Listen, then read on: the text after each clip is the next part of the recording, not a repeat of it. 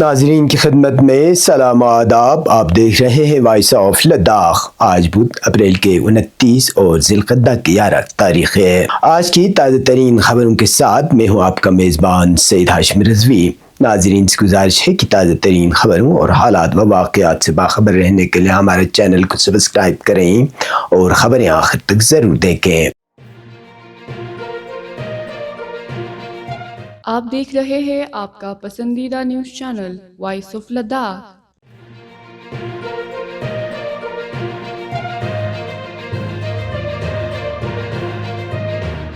لداخ خود مختار پہاڑی ترقیاتی کونسل کرگل کے چیئرمین و chief executive councillor doctor Mohammad Jafar Akhoon نے ضلع کرگل سے 2 نئے اضلاع ضلع دراس اور ضلع زنسکار کے قیام پر عوام کو مبارکباد پیش کرتے ہوئے اس فیصلے کا خیر مقدم کیا ہے. ایک پریس ریلیز میں ڈاکٹر جعفر آخون نے دراس اور زنسکار کے عوام کو مبارکباد دیتے ہوئے کہا کہ نئے اضلاع کا قیام انتظامی نظام کو عوام کے قریب لانے اور ترقیاتی عمل کو تیز کرنے کی جانب ایک اہم قدم ہے. تاہم انہوں نے سانکو سب ڈویژن اور شکرچکتن شرگول سب ڈویژن کو موجودہ نوٹیفیکیشن سے خارج کیے جانے پر شدید ناراضگی اور مایوسی کا اظہار کیا ہے.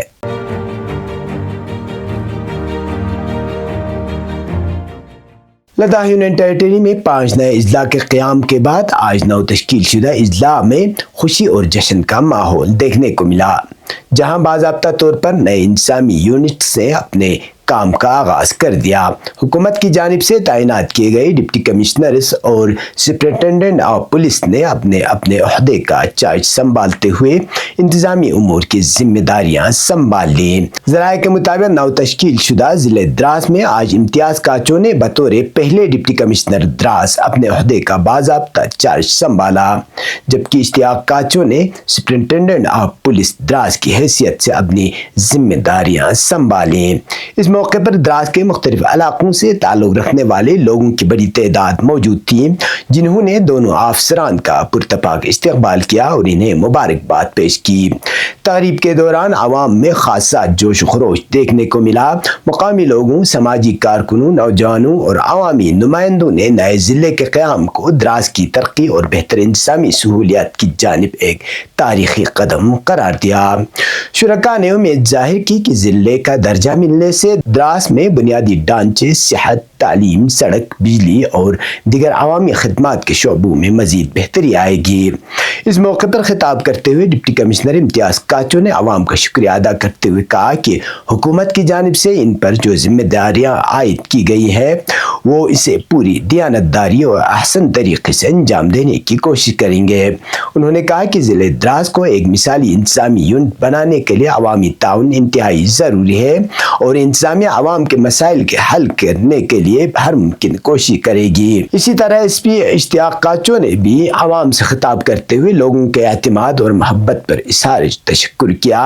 انہوں نے یقین دلایا کہ دراس میں امن و امان کے قیام، عوامی تحفظ اور قانون کی بالادستی کو یقینی بنانے کے لیے پولیس پوری ذمہ داری کے ساتھ کام کرے گی.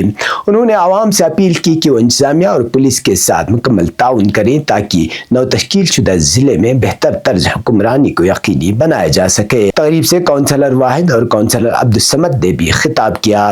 دونوں عوامی نمائندوں نے نئے تعینات شدہ افسران کو مبارکباد پیش کرتے ہوئے امید ظاہر کی کہ ان کی قیادت میں دراس ترقی کی نئی راہوں پر گامزن ہوگا.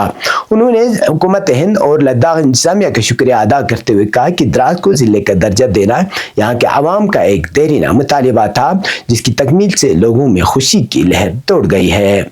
مقررین نے کہا کہ ضلع دراس کا قیام نہ صرف انتظامی سہولیات کو عوام کے قریب لائے گا بلکہ اسے خطے کے مجموعی ترقی، روزگار کے مواقع اور بنیادی ڈھانچے کی بہتری میں بھی مدد ملے گی. تقریب کے اختتام پر عوام نے ایک دوسرے کو مبارکباد پیش کی اور نئے ضلع کے روشن مستقبل کے لیے نیک تمناؤں کا اظہار کیا.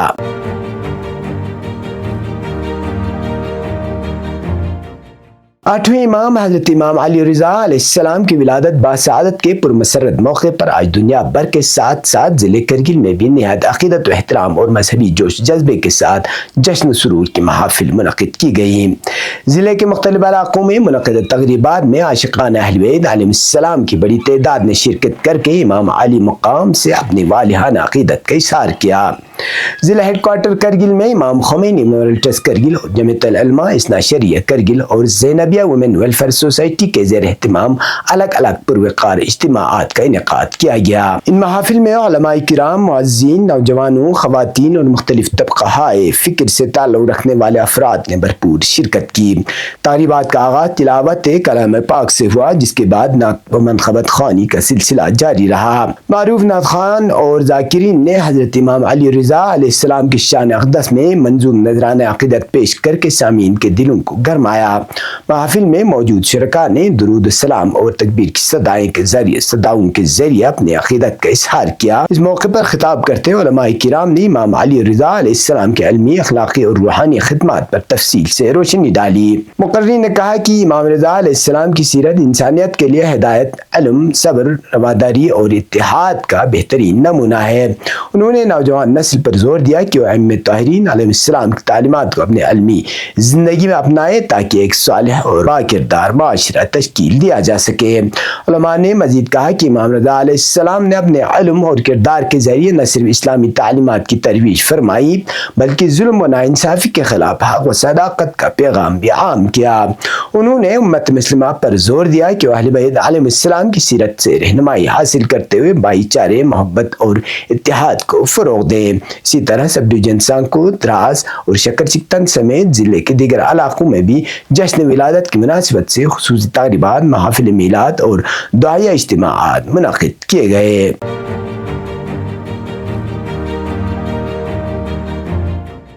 ज़िला करगिल के दूर दराज और पसमानदा इलाक़ों में कायम सरकारी स्कूलों की खस्ताहाली और बुनियादी सहूलियात की अदम दस्तियाबी के हवाले से सोशल मीडिया पर अवामी शिकायत में मुसलसल इजाफा देखने को मिल रहा है।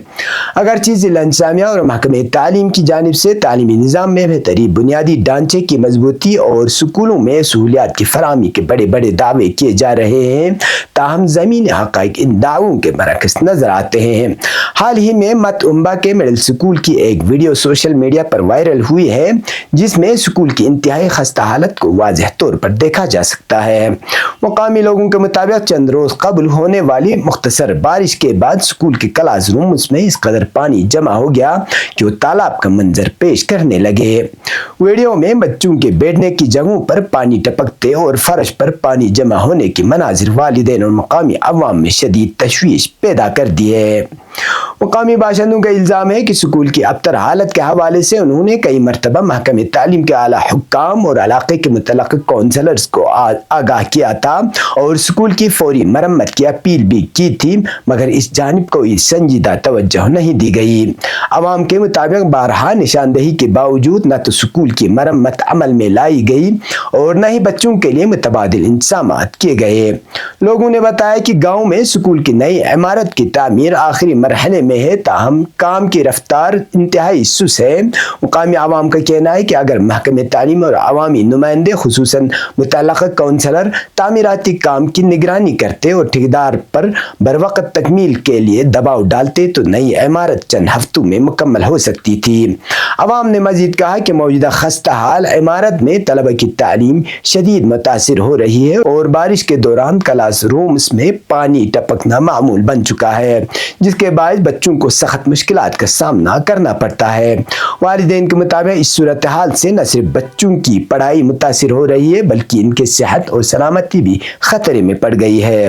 गाँव के लोगों ने हुकूमत, जिला इंतज़ामिया, महकमे तालीम और मुतल्लिक़ काउंसलर्स से भी पुरजोर मुतालिबा किया है कि मौजूदा स्कूल इमारत की फौरी मरम्मत करके इसे बच्चों के बैठने के काबिल बनाया जाए, जबकि ज़ेर तामीर नई इमारत को जल्द अज जल्द मुकम्मल करके स्कूल को वहाँ मुंतकिल किया जाए ताकि इलाके के गरीब और पसमानदा बच्चों को भी बेहतर और मेयारी तालीमी माहौल मुयस्सर आ सके।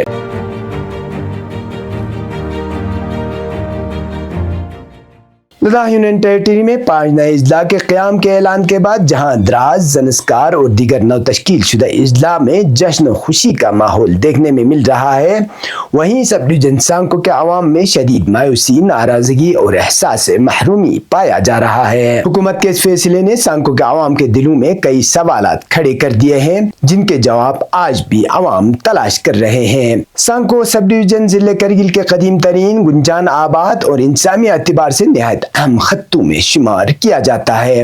جغرافیائی وسعت، آبادی، بنیادی ڈھانچے کی ضرورت اور عوامی مسائل کے اعتبار سے خطہ طویل عرصے سے ضلع کے درجے کا مضبوط دعوے دار سمجھا جاتا رہا ہے، مگر حالیہ سرکاری نوٹیفیکیشن میں سانکو کو نظر انداز کیے جانے کے بعد یہاں کے عوام خود کو ناانصافی اور امتیازی سلوک کا شکار محسوس کر رہے ہیں۔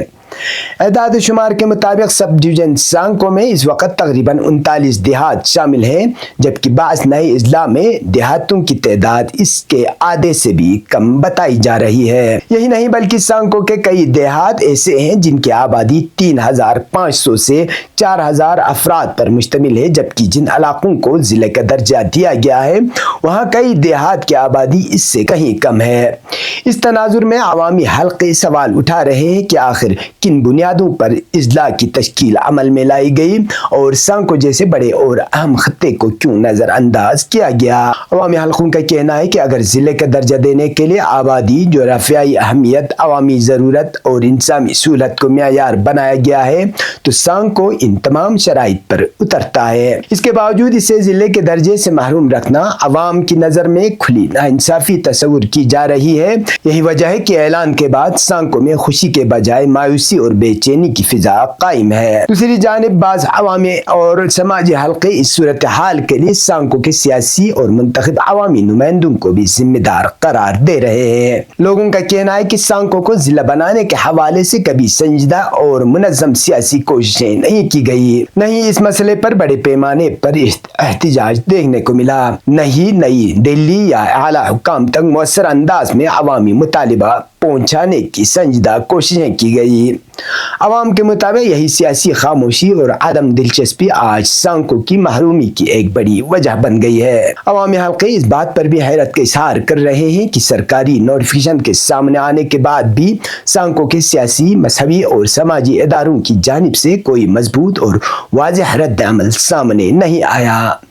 نہ کوئی احتجاجی بیان، نہ عوامی اجلاس اور نہ ہی اجتماعی حکمت عملی دیکھنے کو ملی، جس سے عام لوگوں میں مزید مایوسی پیدا ہو رہی ہے۔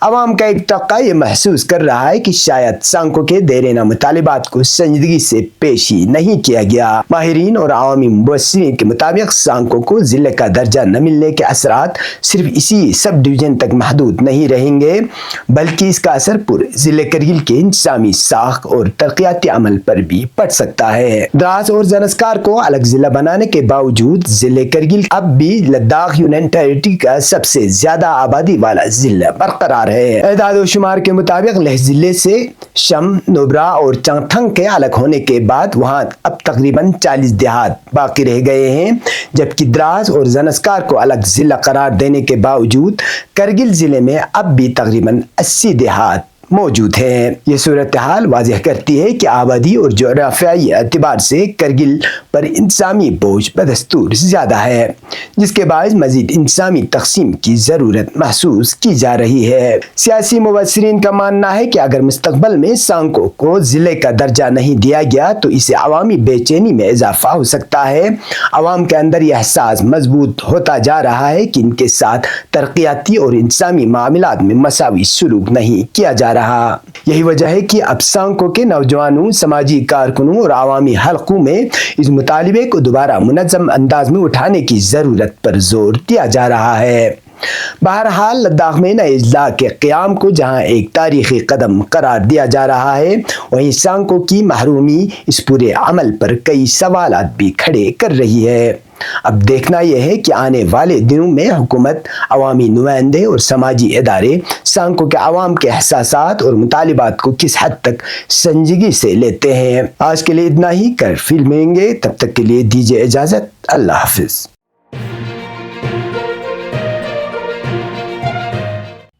مقامی، قومی اور بین الاقوامی خبروں سے باخبر رہنے کے لیے چینل کو لائک، شیئر اور سبسکرائب کریں، ساتھ ہی بیل آئیکن دبانا نہ بھولیں۔